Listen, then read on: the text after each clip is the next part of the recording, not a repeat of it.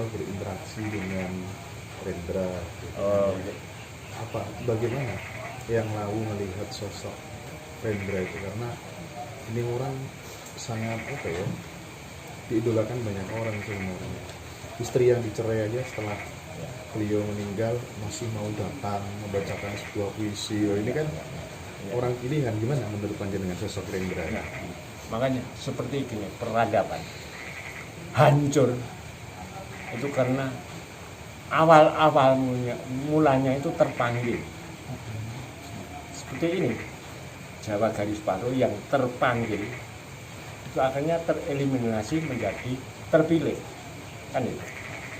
Jadi sebenarnya Rendra itu pernah mengatakan iki puisi apa, iki teater apa, ini itu justru itu mengetuk jiwa saya.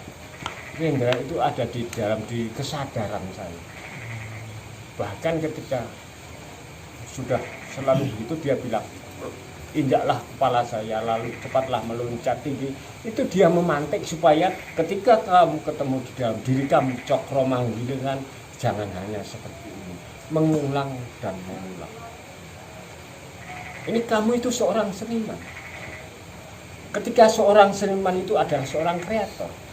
Kalau sudah kreasinya, karyanya, kamu itu sudah menemukan, dipakai orang lain, ya sudah, hancurkan sendiri.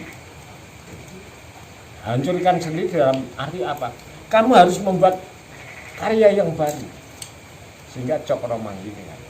Jadi tidak hanya mengulang, ini sudah gitu, sudah apa, mendapat duit, itu terjebak nanti menjadi pengrajin. Itu Rendra. Makanya harus dihancurkan sendiri karena sudah dipakai orang banyak, dimaui orang banyak, dihargai orang banyak. Kamu harus kreator, seniman, seorang kreator harus meloncat membuat karya yang baru, yang ini karena sudah jadi, sudah pakai orang lain, banyak orang, berguna bagi orang lain, harus kamu hancurkan diri kamu sendiri supaya kamu kembali ke Allah membuat karya baru. Itu kreator. Makanya saya juga ketika terjadi saya dengan beberapa kawan termasuk Mas Dimas itu dalam rangka itu menghancurkan yang dulu. Lalu setelah saya memang benar-benar dalam proses mencari, menjangkah tadi jangkauan Siba itu, ketemu peradaban baru. Saya juga nggak ngerti. Dan ini akhirnya saya sikap, oh ini dapatnya ini. Itu kan perjalanan diri saya sendiri. Betul. Iya. Kemudian ada dua pertanyaan yang sebenarnya menjadi manusia itu harus bagaimana, dan Tuhan itu maunya apa kepada manusia itu sebenarnya. Kalau menjadi manusia ya harus menyadari dirinya menjadi manusia, jangan menjadi anjing atau menjadi pohon atau menjadi ganyang atau menjadi dirinya sendiri. Parameternya bisa disebut sebagai manusia apa? Ketika memahami dirinya sendiri, tentu saja saya tidak bisa hidup sendiri. Aku urip mergo ana sumur ana banyu. Bagaimana saya memuliakan air? Bagaimana saya menjaga sumur ini? Danyange sapa teh? Danyange ya energi sumber kehidupan itu sendiri. Kalau itu dalam bayangan pikirmu atau mimpimu atau imajinasimu itu Dewi Nawangsih, ya silahkan. Oh, itu perjalanan spirit kamu. Itu Kanjeng Ratu Kidul, ya silahkan. Kan? Bebas ya? Bebas. Oh, itu yang tahu kamu. Iya.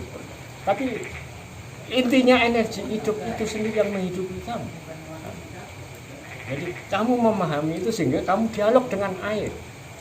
Ketika dengan pohon, oh ya pohon memberi hidup saya. Ya ketika saya memetik untuk memakan, ya pohon diajak rebukan, diajak dialog. Memahaminya begitu. Supaya itu menjadi tahu dirinya saya sendiri. Oh iya, ini makhluk yang namanya pohon, ini makhluk yang namanya kambing, ini makhluk yang namanya air, sehingga tahu posisi mapannya di sini. Aku rasa dewi. Sementara aku dengan makhluk. Bahkan ketika orang seluruh dunia ketakutan dengan COVID, saya nek wedok tak rabine, tak rab. Nek lanang tak dadekno dulur. Itu. Gitu ya. Iya, sama-sama manembah. Kowe urip, aku yo urip. Ayo bareng-bareng. manem Pak. Sebelum kami pamit yang lalu, supaya alam ini tidak menggugat, apa yang harus dilakukan manusia terhadap alam? Ya biar saja kalau alam itu menggugat. Artinya begini, ketika saya sebagai sosok manusia yang punya aran lawu, Ya. saya bagaimana menggugat? Wong saya dengan alam sudah menyatu. Bahkan Tuhan selalu menganugerahi, menunjukkan jalan saya harus kembali kepada Allah. Tapi ketika alam menggugat, ya biarkan saja, itu kehendak alam siklus. Yaitu tadi saya bilang, dari semua banyak orang, dari semua banyak orang yang terpanggil. Tapi alam, kehendak Tuhan itu ada yang terpilih. Makanya saya bilang, ya biar saja, hancur-hancurlah. Yang tidak hancur ya biar aja tidak hancur. Kayak Nabi Nuh. Sebelum Nabi Nuh kan ada peradaban yang pongah, yang congkak, yang sombong. Akhirnya kan Nabi Nuh kan mengingatkan, ini nanti ada bencana kan. Kalau dia paham, memahami spirit Nabi Nuh, dia ikut dong naik perahu, naik kapal.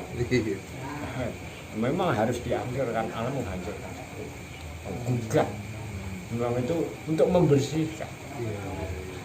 Ya sifat angkara. Makanya kalau sudah memahami Ponorogo, memahami sastra Sindro, kalau memahami mata rantai hidup sastra itu otomatis memayu ayuning kalau menjaga mata rantai kehidupan sendiri. Kalau sudah memahami mata rantai itu urusannya dengan Sang Maha. Tadi ya Jogodonya itu urusannya Maha Kala. Perhitungan waktunya Tuhan, bukan waktunya petung weton manusia betul matahari itu urusan Tuhan. Oke. Yang dari sekian itu ada nggak puisi kesejatian gitu barangkali?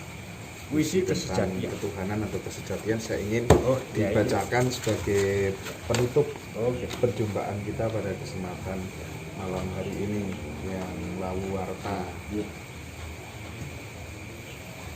Nah ini sebenarnya yang tadi awalnya Iya.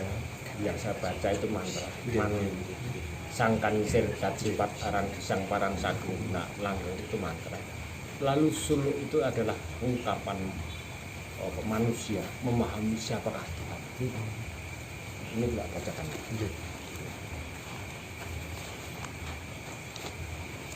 Kalangkung ageng migna genah genep sabdaning Sang Hyang Maha Wilasa. Kawit mulaning sabda dadi cipta gatra cetha mawujud. Winedaring sabda dadi sarimbit Sang Hyang Maha Kawit. Purwaning sabda dadi dumunung nunggil anane nenggih Gusti sang sangkan paraning dumadi. Ini pemahaman manusia kepada Tuhannya bahwa semuanya itu adalah urusannya Tuhan. Bahkan saya itu tidak memiliki Tuhan. Sing jenenge menungso aran lawu warta ora duwe Gusti Allah. Apa meneh agama Gusti Allah kan. Ning Gusti Allah duweni aku. Sehingga ketika saya sudah pasrah narimo ing pandung, apapun saya terima dari Tuhan, Tuhan selalu memberi kelimpahan. Saya berdoa minta 1 juta, margo istri saya minta 1 juta untuk ini dan itu. Saya minta Tuhan 1 juta karena istri saya dikasih 10 juta. Tuhan seperti itu. Iya benar.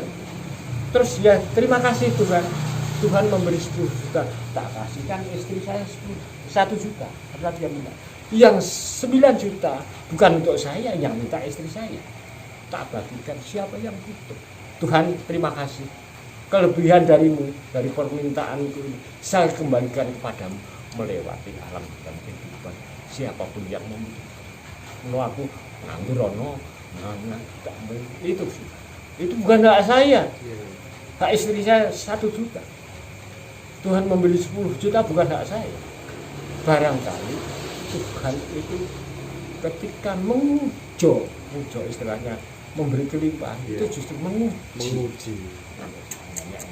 Iya, yang Lawu Warta, Iya, terima kasih banyak ya. terima kasih. Mudah-mudahan ini membawa kebermanfaatan saya dan teman-teman semuanya. Ya. Ya, harapan saya juga gitu. Karena saya punya pengalaman, Iya. barangkali bagi orang lain dianggap unik, Iya. orang lain. Saya berani memastikan pengalaman saya itu memang unik. Karena ini perjalanan saya sendiri, yang tahu saya sendiri. Iya, iya. Ketika orang memahami seperti itu, dan ketika pengalaman itu diminta, saya kasihkan. Iya, iya. Bahkan sampai kawruh yang telah saya lakukan itu bisa diluar, saya kasihkan semuanya. Jangan hanya itu saja. Bahkan kalau memang anak-anak muda generasi yang orang lain pun siapapun itu kalau meminta nyawa saya kasihkan, karena mereka akan menyempurnakan saya.